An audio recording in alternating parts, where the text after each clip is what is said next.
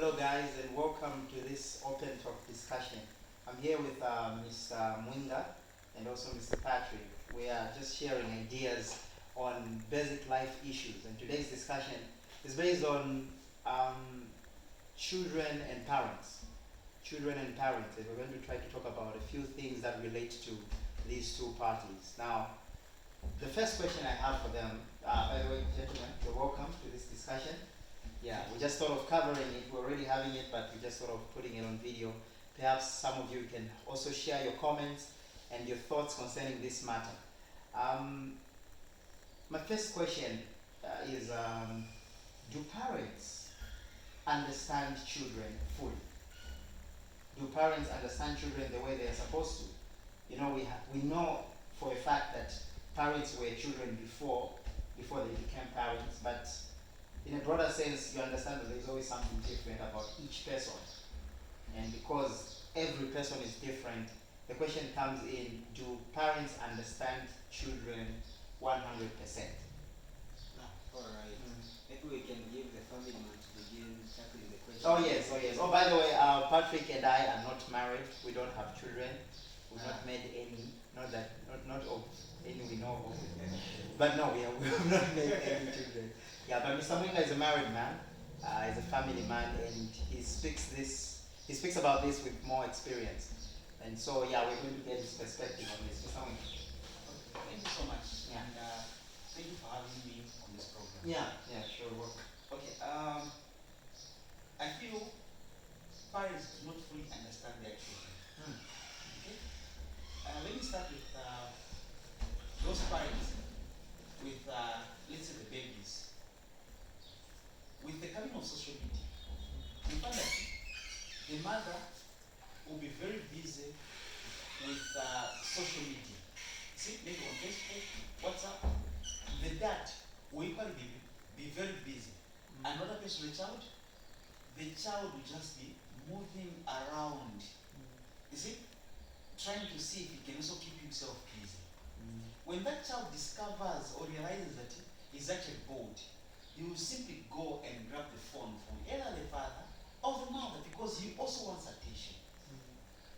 We tend to think we only understand our children when they're not okay, but we forgotten about the children's happiness. Let's bring it to those children that are able to talk, or maybe are even older enough. Sometimes we tend to think things are okay, but we've not taken time to find out what is really bothering them. Have you noticed that we've been having cases of suicide this time around with the children between the ages of 6 and 9? How can a child between the ages of 6 and 9 think of suicide? Yes, it is because they're getting affected.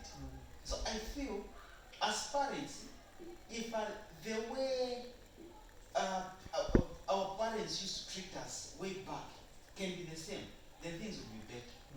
They would come to us, tell us those bedtime stories, tell us those good nights and things like that. Life goes on. But this time around, we do not even know what our children really want. The lasting resolution is suicide. And we get surprised saying it must be a taboo or someone might have actually killed the child. No. It is because we've not dedicated the time for our children. Parents nowadays don't fully understand their children. That's my take. Yeah. So much to unpack from what you just said, and so many inciting thoughts to actually focus on. Mr. Patrick, what's your thought?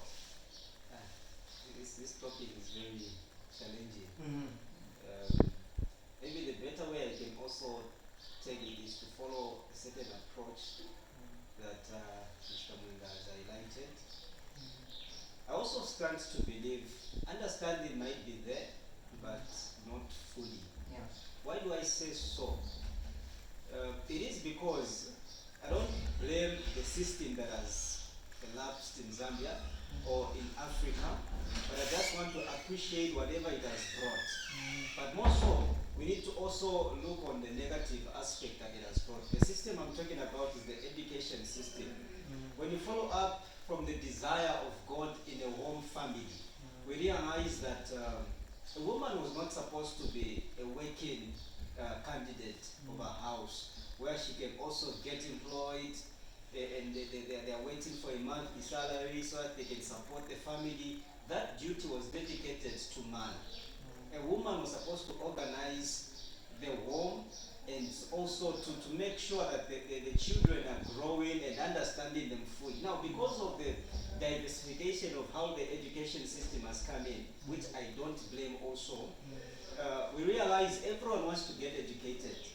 Now, Mr. Newton, if you take this as an equation, a boy and a girl gets educated, the resolution will be all of us would want to get employed. When we get employed, all of us would want to start getting the salary. When we start getting salary, we want to also get married. Now the situation is, even between me and her, there will be no time together. What's the guarantee that if we bear children, we'll have time for them? Meaning we're going to base our growing of our children based on what we've been taught by our parents to say this is how you can see a child growing and all that stuff. Our desire is just to be buying them things, but not understanding how they are operating and all that stuff. Their growing or their upbringing will be based on what the environment is proposing to them. And so when anything happens to them, it will be very difficult for a parent to fully understand what is wrong to a child. And so we cannot blame parents sometimes on how children are living a careless life. It is because they don't have time for them. And you cannot say your child has not, your mothers or your fathers have not taught you good manners. It is because they were at work. And the only person they were acquainted with was the environment and the maid probably. So that has become a challenge, and I still stand to say, we don't, as parents, they don't fully understand their children. And I can also bet this, if dad is watching it, you don't understand it. Oh yeah, for sure. There's so much I'm learning from your insights, Mr. Patrick, Mr. Mwinga. I'm getting this one thing from both of you. You've told me that, or you've mentioned rather, that you think it all starts from how the beginning is from both parents. The things they are attached to. Mr. Mwinga mentions things like social media and their technological attachments, which make them lose sight of the care, hence the ability or even the opportunity to understand their children. It's something very, very much different. And you referred to how it was in the past, how it was much better in the past. Like you've also given, Mr. Patrick, given a biblical insight concerning how it was even in biblical times, how their duties were given to each